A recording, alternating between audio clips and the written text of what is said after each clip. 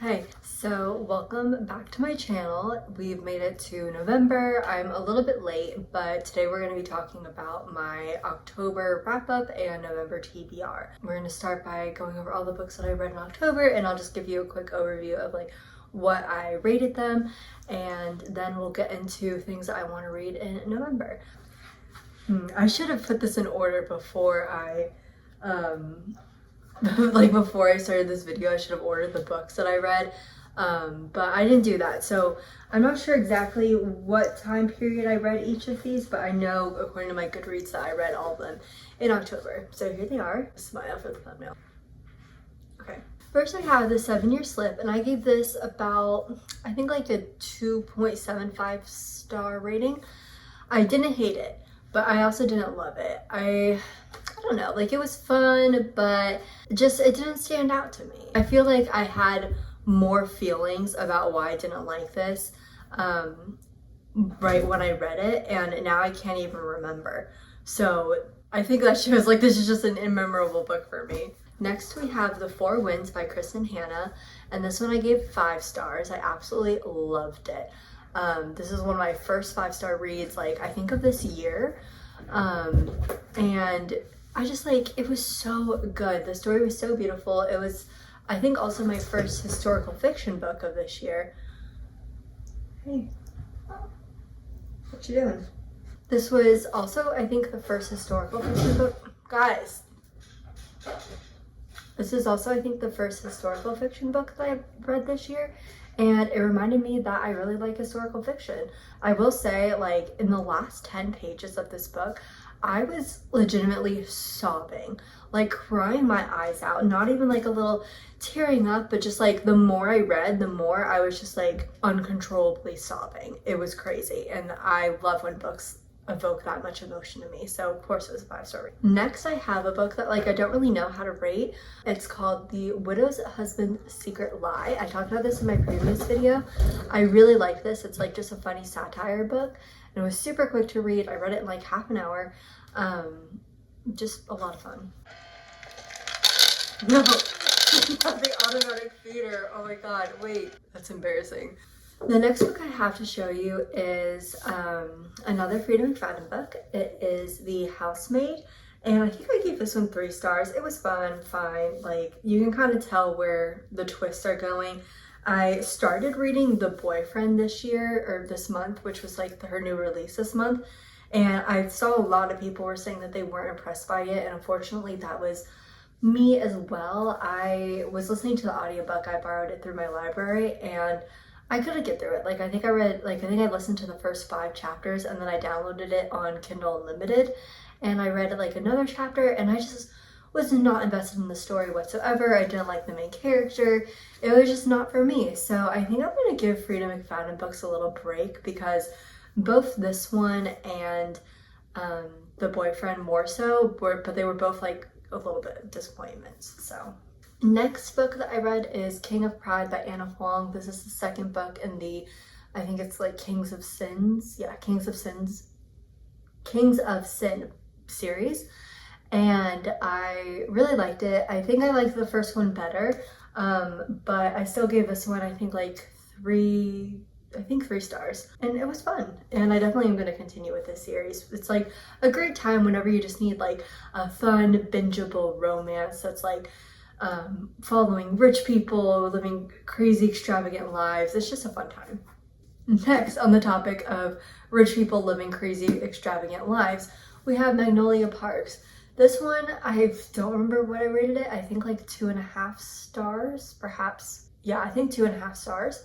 I just like, I don't know. I talked about this book so much already. Like, I made a whole video on it. But yeah, 2.5 stars for me. Not the biggest fan. Will I continue with the series? Perhaps, but definitely not anytime soon. And the last book that I read this month, or last month, is Atlas 6 by Olivia Blake. And this is one that's been on my radar for a while, but I ended up giving it like 3.25 stars. Also wasn't super impressed with it, but I think I might continue the series, maybe not. It did leave on like a big cliffhanger, but I just didn't care too much, so we'll see. It's definitely right up my alley in terms of like premises, but the characters I didn't love. Writing was okay, but also like to me came off as a little self-important, so I don't know. Wasn't a biggest fan of that. Those are the books that I read in October, so let's talk a little bit about November because we have a lot of fun plans for November. I haven't even finished a book yet this month and it's the 5th, but in my defense, I've been reading, just not that much. So like I guess there is no offense. But yeah, let's go ahead and talk about the books that I want to read for the rest of this month. So for my TBR, like I've never done one of these before. I don't really know how well I'll stick to it, and I'm not super trying to, but these are just books that have been on my radar for a little bit, especially right now. So I am really wanting to get to these. So I think it would be fun to be able to look back on it and be like, oh, did I actually end up reading this? Let's start with the book that I'm currently reading, which is The Ballad of Songbirds and Snakes by Suzanne Collins. I am like, about a third of the way through. So I wanted to finish it tonight, but it is election night and it's kind of hard to take my attention away from anything other than that. So we will see. But I really want to get to it. I'm really enjoying it and I want to finish it because I started it in October and didn't finish it. So it was supposed to be on my October wrap up and now it's on my November TBR, so we'll see. The next book I have is Long Live Evil by Sarah Rees Brennan. This is a new release that has been getting like a lot of buzz, and my friend just started reading it, and we went to Target together and she was like, oh, I just picked up this book, and I was like, wait, what if I pick it up and we buddy read it? So I should be getting on it, but she was like, I'm in a big reading slump, so don't worry about it. So as soon as I'm done with Ballad of Songbirds and Snakes, this one is next. And this one actually sounds super interesting, so I'm really excited. And lastly, in terms of like my physical books, I have Alice Feeney, Daisy Darker. I found out that this is on Kindle Unlimited, so I want to give it a try with that too, because I tried reading this physical copy and I just like wasn't super into it. But sometimes reading books on my Kindle just helps a lot more with feeling like I'm making progress when I'm not super loving the book. And I think once I get over the hump of like the setup and like understanding what's going on, then it'll be a lot more interesting to me because I loved Rock, Paper, Scissors by Alice Feeney. So I do definitely want to read that. Now, in terms of other books that I have like on my radar, I really want to read Phantasma. That one seems like a lot of fun. And then I don't know if there's anything else on my radar right now. I definitely hope that I read more than 4 books, but those in particular are the ones that I'm really thinking about right now.